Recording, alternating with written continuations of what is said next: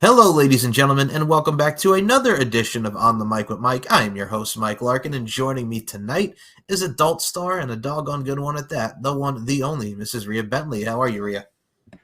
Hi, Mike. I'm doing wonderful. Thank you for having me on. You are very welcome. First of all, folks, if you guys have not checked out Rhea doing her thing on the adult entertainment side of things, you see a lot of great content throughout her work on many vids and many of the different adult-oriented sites, and really mixed with a whole lot of entertainment. So, first and foremost, let's start it out here, Rhea. Talk about getting involved into the adult entertainment industry. It's a interesting field that gives you a lot of amplified characters and amplified entertainment. What really kind of gravitated you towards the adult side of things and adult entertainment as a whole? Well, I've always been into porn.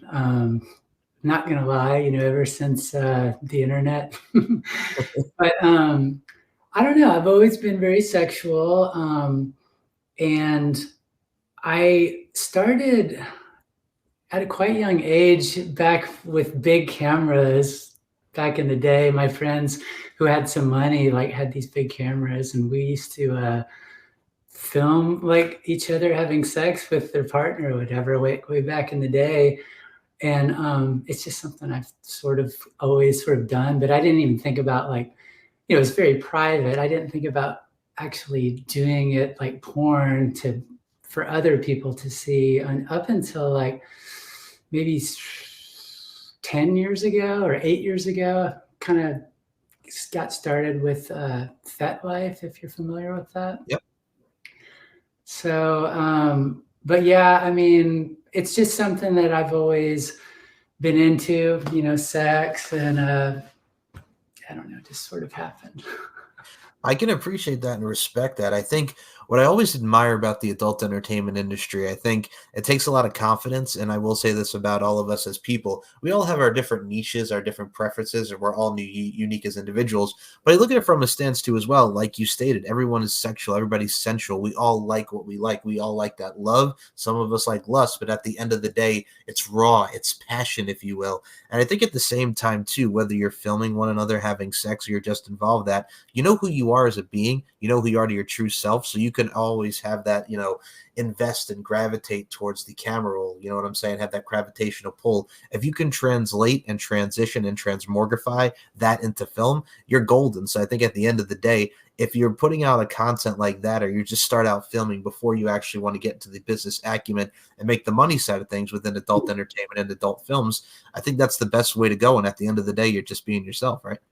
Yeah, I suppose that gave me a little jump start, messing around with stuff on film for quite some time. But I don't know, when I do it still, sometimes I wonder if this is going to come across as looking natural, and not over sort of thought or whatever. But I don't know. Usually I'm pretty happy with the content I put out.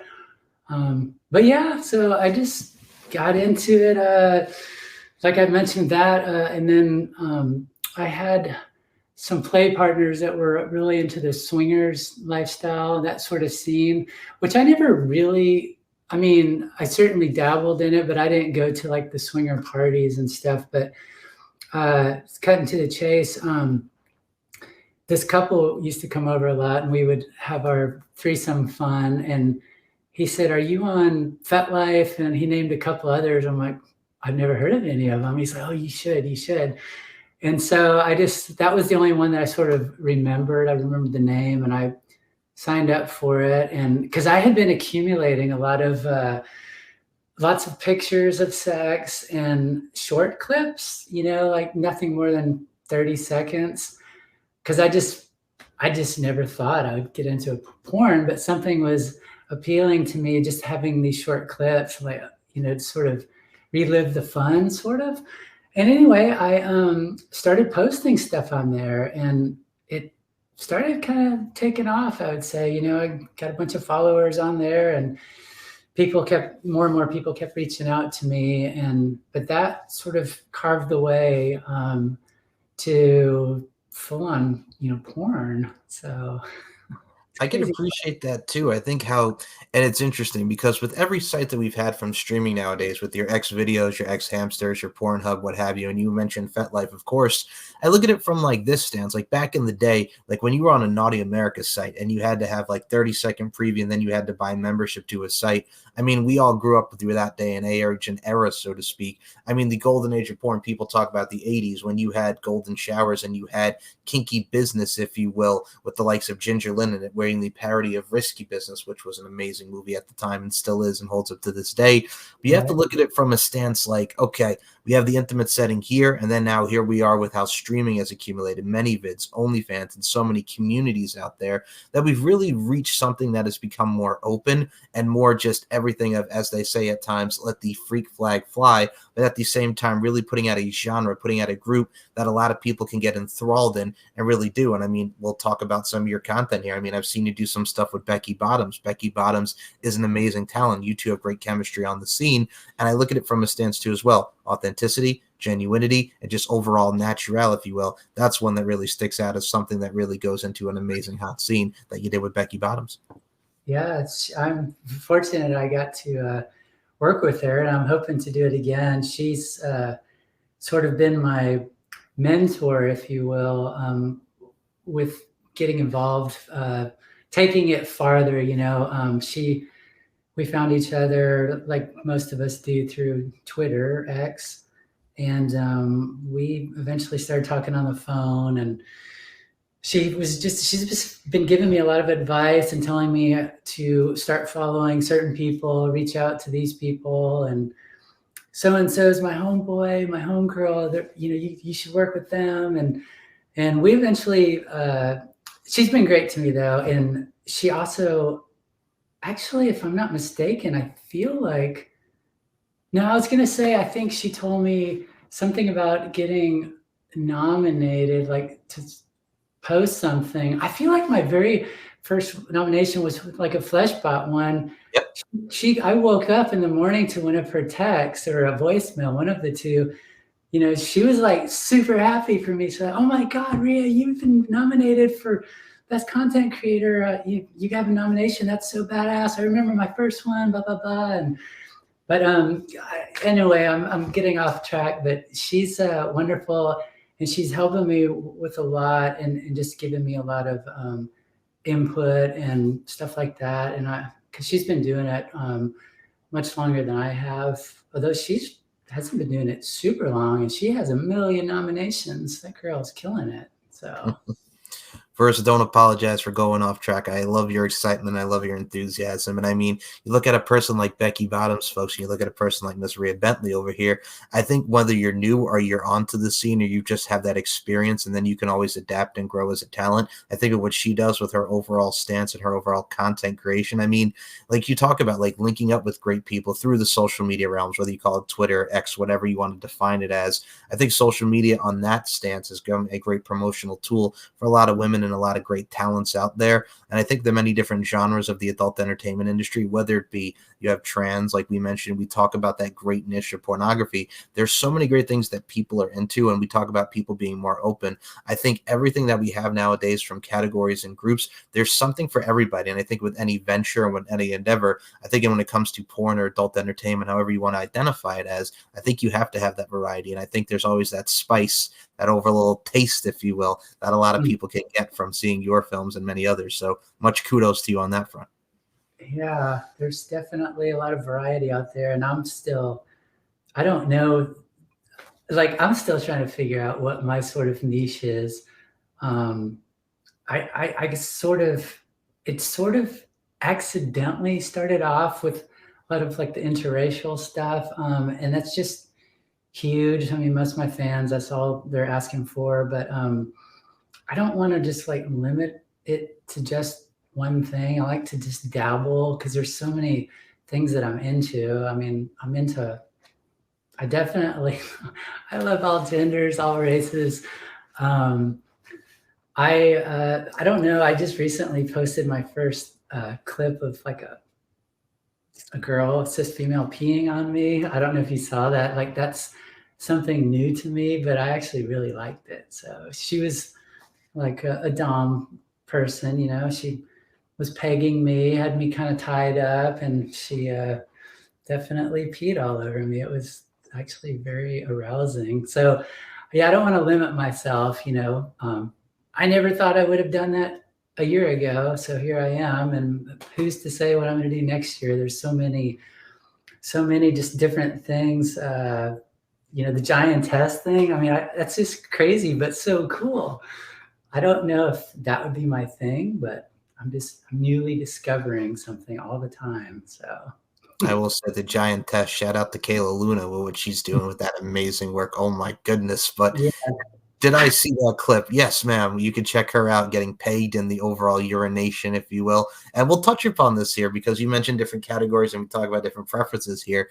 I think a lot of people, like I mentioned, golden showers earlier, there's something for everybody as well. But number two, there is something about that feeling, whether it be the liquid or just there's something just about, I mean, myself personally, I'm not my thing, but I do know people that I've come across in my lifetime that do like that stuff and partake in it. And I've always said, like, do what you do what you like. But at the same time, too, I can understand the feeling, the art form, the craft, if you will, of what that entails, putting that kind of content out there in that kind of predicament. Because you never know until number one, you try it, but also number two, something that might have been taboo for you years later, as it comes to the forefront now, you start to like it. And I mean, that goes with everybody. I think everybody's perceptions change, everybody adapts as people, and we have our different aspirations and dreams. But there's something out there that really does pique one's interest. And I think if you find that interest, go for it. And you certainly did go for it in that particular film. yeah. Well, we'll see what happens. I still have not edited the files from that day, but I like to just post a screenshot or just a short clip here and there just to see what kind of if it piques some of my current fans interest or whatever, and hopefully I'll get some new people out of it. But yeah, I haven't, like I said, I haven't edited it or put it out on any of my platforms yet, just that little teaser thing. So we'll see. But yeah, like you said, it's not everyone's cup of tea, but yeah, I actually had fun doing it. So I would certainly do some more experimentation in that route. I'm going to call you Sample Clips Bentley over here. Give me that little taste, that little appetizer. I like your style. I think what we see as well, ma'am, I'm going to put this out here. You've dressed like a schoolgirl. You've dressed like a maid. You've done a lot of great films that really showcase what we've seen a lot in popular culture. I mean, if you look at a schoolgirl type of vibe, I think it back to growing up in the 90s and you had Britney Spears, Hit Me Baby One More Time, looking like the Catholic schoolgirl and then going into the halls in that music video. You look at the French maid attire. There's something that's very appealing from that internal and external beauty side of things, that overall sensuality and sexuality, but also at the same time, man, there's something just about that not only piques one interest, whether it be male, female, what have you. Like there's something just about dressing up, the role play, and just acting it out, hitting on all cylinders, expanding one's horizons, if you will. I've seen you've been rocking the schoolgirl stuff, and I've seen you rocking the French maid outfits. Got to give you kudos because you look good in that attire. Thanks. Yeah, the French maid thing was so fun, and to be perfectly honest with you, that was only my second out of town collab. That was sort of what really has gotten me started, really, with a lot of followers. It kind of took off. That was Max Jenkins in that one, and so it was my idea. Like I like to. Some people like it, some people don't. I personally like to have little scenarios, little opening dialogues with my scenes. I don't always do it, but I try to, just because I don't know. I like it. I find the humor in it. Something to do with porn. It's typical porn. The French maid. With her, whatever, the tits or the vagina or the penis hanging out. So I went for it. I accidentally go in his room. I forget to, oh, he was in the shower the whole time. I forgot to look. He comes out, finds me, and I don't want him to call management on me. So we had to like work out a little something. But no, I love doing stuff like that. So that was so funny. I did that, and then that was an incredible 3 days for me in Vegas for that, because I did that scene. I did 2 scenes that day. And then the next day was that threesome one that's also been very popular with Max again and Smash Thompson. And we basically, I did like a continuation story. So people should watch the French Maid one first, because the threesome spit roast scene is me knocking on the door again, but not in the French Maid. And he's like, "Oh, you're back." And yeah, I got fired for being in your room too long. They fired me. And he's like, "Well, come on in, let's talk about it. My friend Smash is here." I'm like, "Yeah, anything to get my mind off it." And of course, the threesome ensues. It's just funny, good, fun stuff. And then the next day I did just a one-on-one with Smash. So those guys are so lovely and amazing, super talented and freaking huge.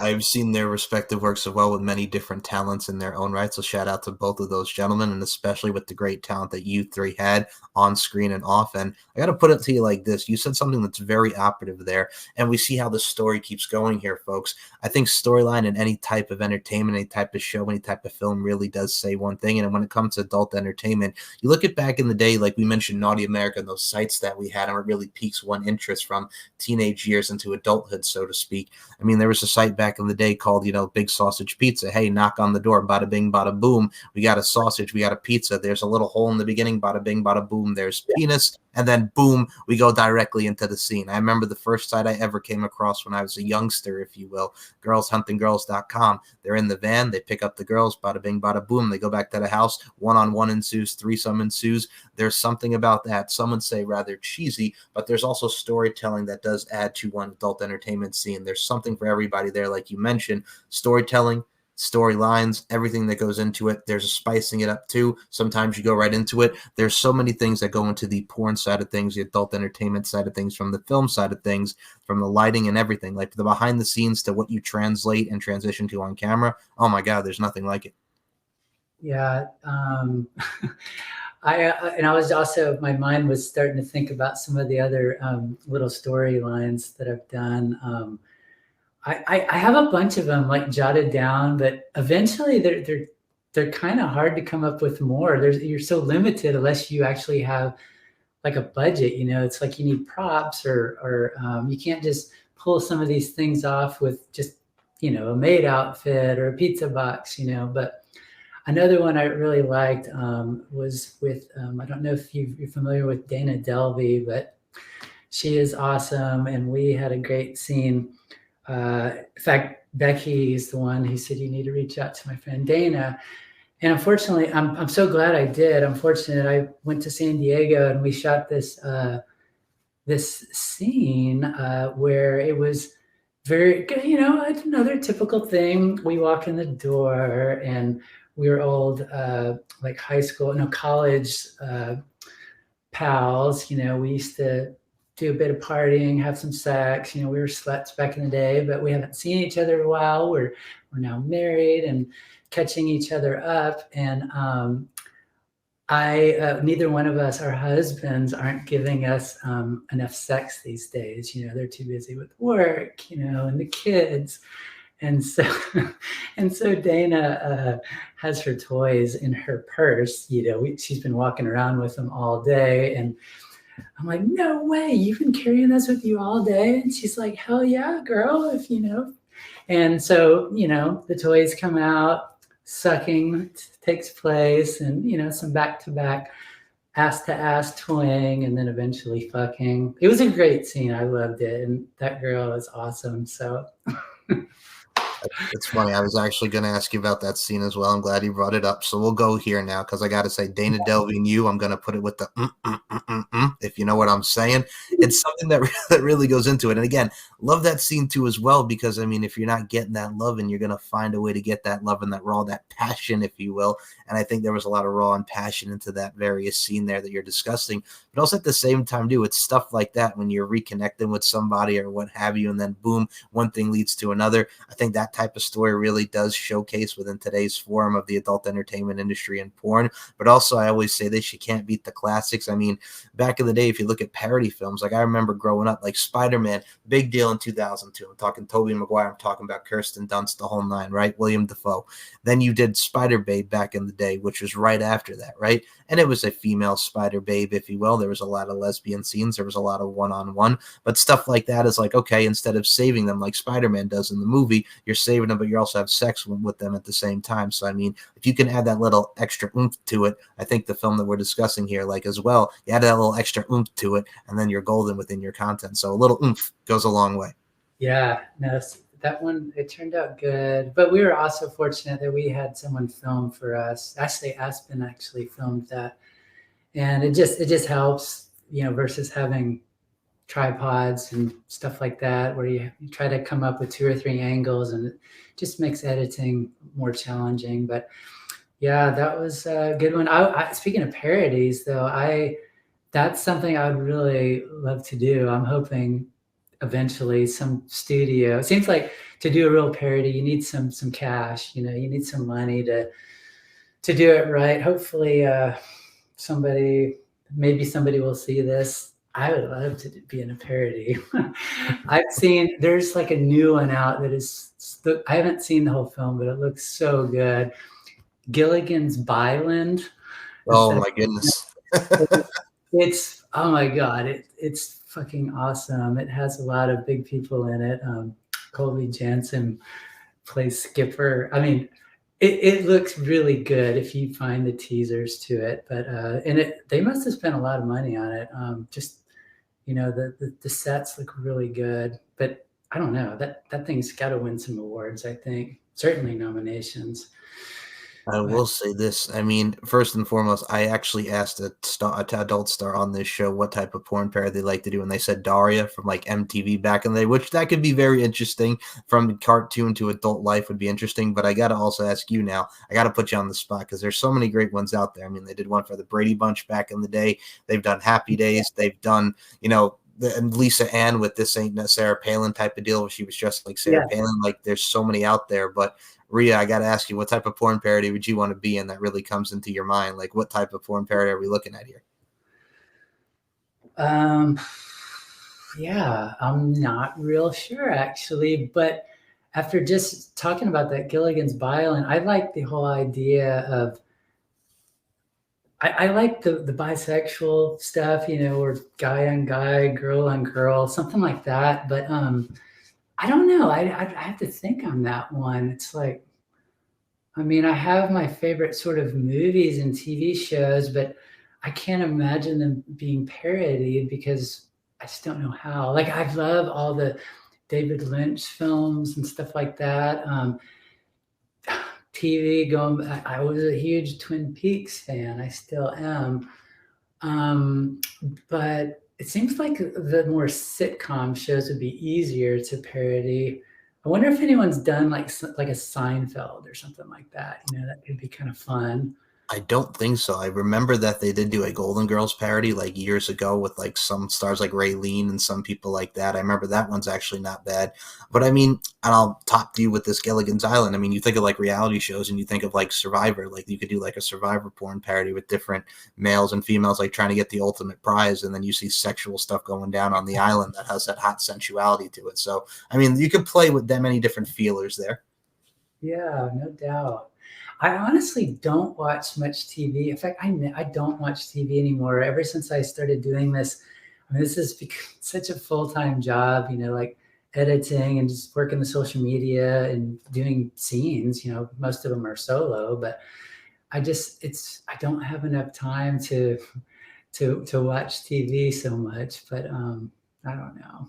Maybe I No, don't do I think myself. you're staying positively proactive. I think busy is always good, but also at the same time, man, you're on the grind. You get your mind right, you get your grind Yeah. right. You got to keep going. So, I mean, I can respect that. The hustle goes into it. Yep. Yeah. I also like some of I forget what studios they are, but some of these trans studios, I mean, they have like the coolest props, like I've, whether they're big swimming pools or at the airport or in an airplane, metal detectors or all that sort of stuff. I don't know people that actually have those sort of props, but there's so much you could do with it. A bus or something would be fun, like a city bus. There's actually I'm thinking about, there's a washateria, a laundromat, like 3 blocks from my house. And I kind of wanted to see if I can go in there. It's a small neighborhood one, see if I can meet the owner and, see if, like, maybe would you be down to either renting it out, or perhaps he'd be into porn. He's like, you can do it for free as long as, I can watch, we'll just newspaper off the windows and do it late at night. But something like that would be fun. And of course, laundry shoots have been done a bunch, but those are always hot to me. But, I know it gives you a whole new definition to the term spin cycle. So I understand where you're coming from. But no, I mean, I think something like that, like an intimate setting or something even so like local, or even something so kind of like oriented and very basic, you can't really like beat like the basic type of vibes there, especially the laundromat where there's so many different liquids and there's so many different spots and getting wet and what have you. There's something to make of that. So I think that would be very interesting. That's definitely something a lot of people would like to see content wise. yeah, and the other one is, I've been trying to hit up my friend. He's a manager at this uh, local restaurant bar. Nobody could find out, that, I don't even know if I should be talking about it. Nothing has been shot there, but that could be really fun. But I guess you'd have to be careful of the what do you call the people that do the checks for cleanliness, and they get all the Oh, restaurants. The, yes, the health inspectors. Yeah, the health inspectors, and you have them all come in. Yeah.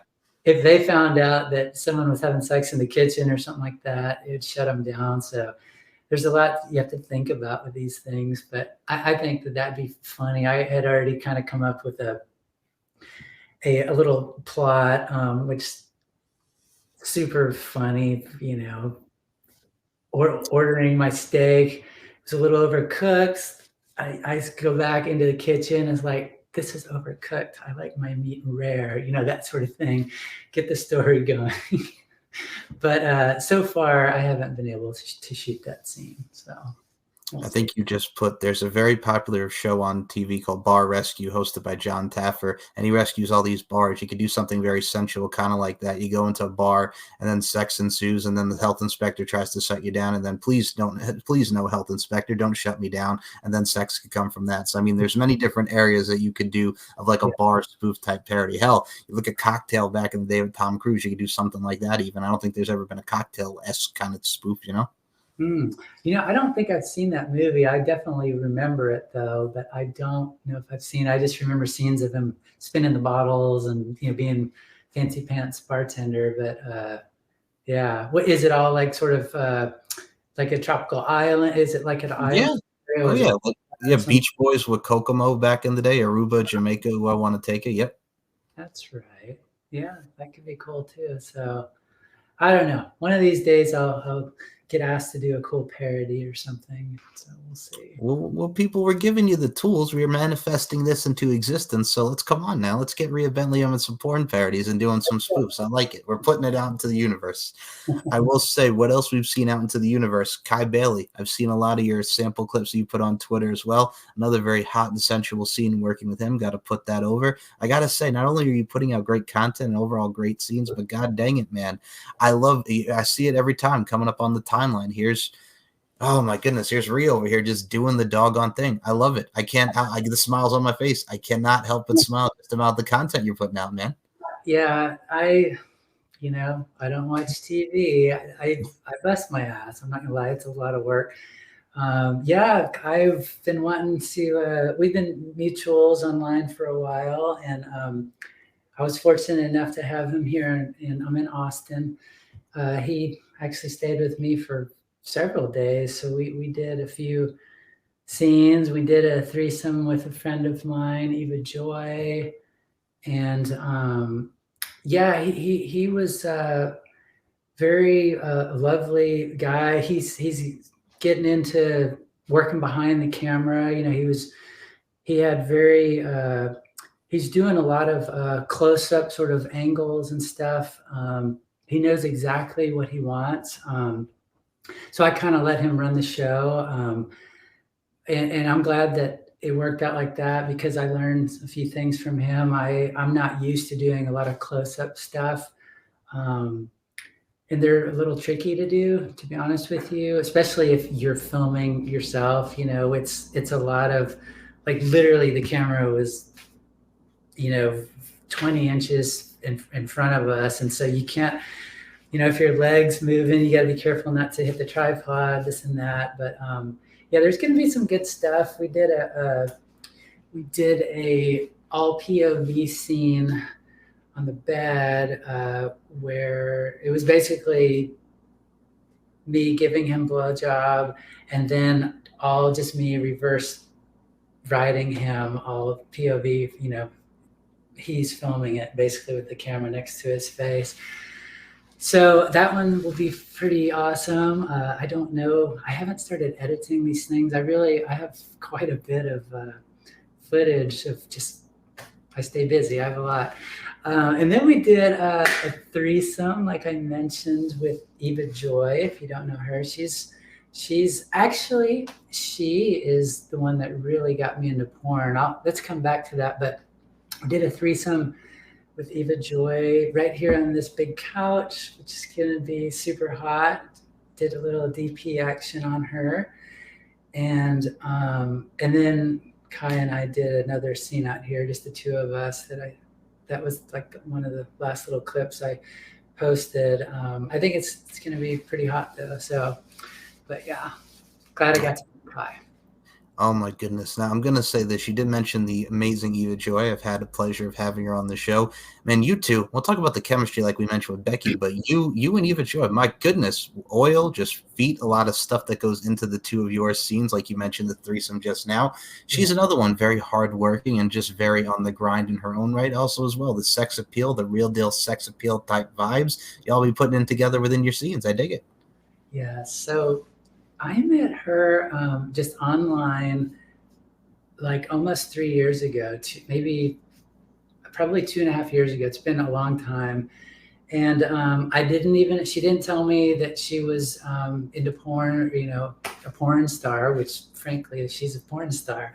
She's huge. And I didn't even know, but I used to go to her house. Sometimes she would come here and we just we're like really tight, and we get together. We do a lot of fun with some friends, whatever. And we definitely that's when I started getting into, she had some cool lights over there. And I was like, oh, do you, she's like, oh, yeah, I do camming. That's all she kind of said to me at first. And we started like filming a lot of our sex. She's so fun to fuck. She's so super submissive, and she's fucking hot as hell. I love fucking that girl. So we just started I have like so many scenes with this girl. And then like whole year into it is when I found out that she's actually legitimate porn star, like fucking going out of town and shooting all these scenes with studios. And that sort of got the light bulb went out for me, because she and I are having sex, I'm having sex with other people and starting to film stuff. I'm like, I might just give this a go. And that's sort of what happened. I just asked her a million questions, and I just sort of went into it like as quick as I could, really. It's crazy. And it's just, it's been a crazy ride. It still hasn't even been a year, to be honest with you. My first, this month, March will be, I think, 1 year that I have my OnlyFans. So, and I did my first, so I had all this Eva Joy footage and with some other local friends. So I had stuff, and I was preparing for the OnlyFans and many vids. And then I did it. And then I did my first collab with a guy named Brandon Harrington out in Tampa in June. So that was like sort of when it all started. And then in August, that's when I did the maid scene and the threesome scene and all that. And since then, I've been going to Vegas every month. So and just hitting it hard. But yeah, it's going really well. I mean, I feel very fortunate. I mean, it almost I get like teary because I have like 4 nominations already. It's fucking insane, you know. I will say this: go out of your way and nominate this one over here because I've nominated you as well. I hope you win. I hope you get the doggone thing going because you do definitely deserve it with all the work that you put in. Transerotic Awards is coming up, the TEAs. How excited are you? I know you're going to be going to Vegas. The travel never stops, the grind never stops, and safe travels number one. But number two, how excited are you? I'm super excited. I especially for this one. I was just at the AVNs because I had a couple nominations for that. That wasn't the best experience for me. You know, it was, and I went by myself. I didn't know anybody, and it was just honestly a lot of waiting in line, and the red carpet was laughable. It took like 2.5 hours, but of waiting in line for it. I wasn't in a good mood. I was uncomfortable by that time, you know, wearing heels and stuff. But very excited because this is, you know, trans, you know, for the trans people, you know, I love that. I'm excited. Yes, I'm going to Vegas first to do. I guess I have 3 shoots set up and then some collabs, and then I'm going to go right to Hollywood. And I have a couple sort of collabs that hopefully will work out. And of course, I'll go to the awards and there's a pre-party. So I'm looking forward to just really meeting people because I don't really know hardly anybody yet. Um, I know I'll know a few people there. Some of my friends will be there, but hopefully they can introduce me to some people. And I'm just looking to have a good time and kind of network, that sort of stuff, you know. And yeah, it's gonna be great. I am looking forward to definitely checking out the Transerotic Awards and really seeing the many different categories, as you all should. And you should definitely check out this one over here, doing the damn thing, if you will, and nominate her if you have not already. It's a very exciting time for the adult entertainment industry from the Transerotic Awards and the award shows, the glitz, the glamour, the pageantry. And I hope you all tune in and really check out what the Transerotic Awards brings in the overall trans genre and the porn genre gens to the overall content side of things. So I will say this, ma'am, you are continue to blossom. You're going to continue to shine, and I am right here for the ride with you. And I definitely want to have you back on for a round 2 and discuss your experience at the Transerotic Awards. You are an absolute blast to speak with, and I'm very appreciative of your time this evening. Oh, thank you so much, Mike. Yeah, I'm thrilled that you could have me on and let me share some of my story. So yeah, I'd love to be back on anytime. So yeah. Of course. So I'm going to ask you a couple final questions here before I have you promote the social media. You are a woman who's constantly adapting and constantly learning. Like you mentioned, a year, and then boom, here you are. The community, the OnlyFans, what really makes up the great adult entertainment industry, the content creation, if you will. So I got to ask you, as someone who's been in this for a little bit now, for over a year, and you continue to learn in your own right, what advice would you give to talent who wants to get into the adult entertainment industry, who wants to content create, and what advice would you give them? Because there's a lot of confidence and there's a lot of putting yourself out there from a marketing strategy and just as an overall being and your overall spirit in front of the camera, and have the really just the courage to do what you do and many of the amazing ladies and talents do. So what advice would you give them? Yeah, right. Honestly, I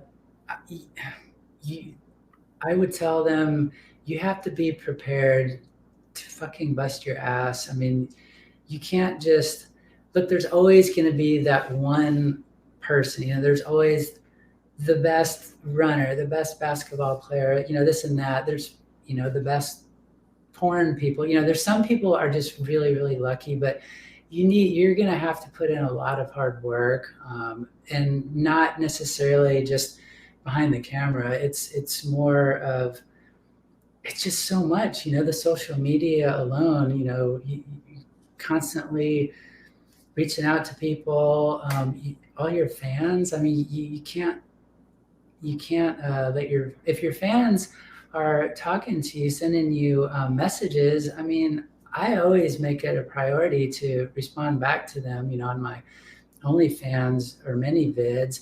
I don't always do it on Twitter just because I try to, but sometimes that's a little overwhelming. But certainly anybody, you need to talk to your fans, your subscribers. Actually, that's a big part of it. To be honest with you, I'm sidetracking a little, but it's like some people, I'll join their OnlyFans, and it's pretty clear that they're not running the show.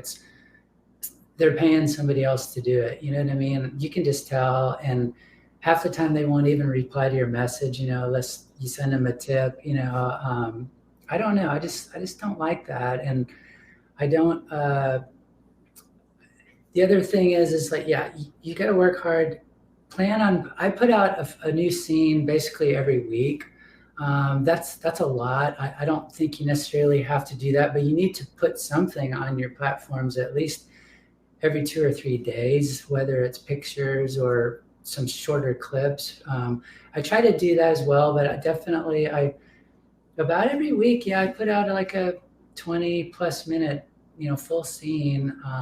Sometimes it's solo, sometimes it's with a partner or whatever, but just be prepared to work. It's not all fun and games, you know what I mean? And just have patience. I am not a very patient person, and I'm quickly learning that I have to just take a deep breath, and things they'll get better. It's kind of this ebb and flow, like these 2 days, all these greatness is happening. You're getting a lot of new subscribers. People are reaching out to you, wanting to work with you. And then the next day you're getting rejections and stuff, like somebody I've reached out to that, wanted to work with. And it's pretty clear they're not interested in me, and that's fine, but be prepared to handle rejections professionally. You got to be professional about it. So, but that's sort of what I would say, really. Beautifully and eloquently said, and don't apologize for going off track, because I'm right on that track with you. And I will say this: if you want to really just showcase your authenticity and naturality and just overall genuinity, apply to your people, apply to your community, and just be straightforward, honest, and blunt, but most importantly, professional in what you do, and adhere to the words of Miss Rhea Bentley over here. Beautifully said once more. I think just the overall vibe and your representation of your presentation goes into it as well. And as I always say with this show, life is an art form, and we are all applying our crafts. Continue to apply your craft in amazing fashion. I include you in that, Miss Rhea Bentley. Where can we follow you on all forms of social media? The floor is yours, whether it be Twitter, Instagram. Let us know where we can follow you, and the links will be in the description below this interview. Okay. Yeah, actually, I am not on Instagram. I can't. I keep getting banned, so I just gave up on it. But Twitter, X, it's just at the Rhea Bentley, THE Rhea Bentley, and all my links are on there. So that's probably the best way to find me. But just a generic Google search of Rhea Bentley also pulls up everything, and I'm on Pornhub, X Hamster, X Videos, Fat Life, Clips for Sale, many vids, OnlyFans, yada yada. So just a generic search of my name pulls up quite a bit. So. Alrighty, well, the links are in the description. You should follow her because she's a great follow, folks, and she puts out content daily, and she'll flood your timeline, but it's a good flooding. I'm oversaturated with that Rhea Bentley life, so I'm digging it, and I can't wait to see your next content coming up. So if you guys want to check out this YouTube channel, subscribe to it. Mike Larkin 92. Hit the bell, hit the notification, hit me with a like, hit me with a dislike. I don't care. Just engage with me. And you can check me out on Twitter at SMShow1 or MCL92. Check me out on Instagram, MLarkinMB or Larkin_92, and StephenMikeShow.com for all your needs, whether it be SoundCloud, where you can be over here, where you can be over there. There's so many doggone platforms out there that we're probably on it. Google it, search it, do what you do. But either way, you're going to get some goodness in your ear, and you're going to see some goodness from myself and Rhea Bentley when it comes to these videos and these interviews and this whole accoutrement of content, if you will. So, as I say with each and every show, beauty, strength, and dominance, the 3 key elements that make women the work of art that they are. And Rhea Bentley, I include you in those sentiments. Thank you so much for your time. Thank you so much, Michael. We will see you on the next edition of On the Mic with Mike. Follow Rhea, follow me, subscribe, and just enjoy and live life. We'll talk to you in the next episode, friends. Bye.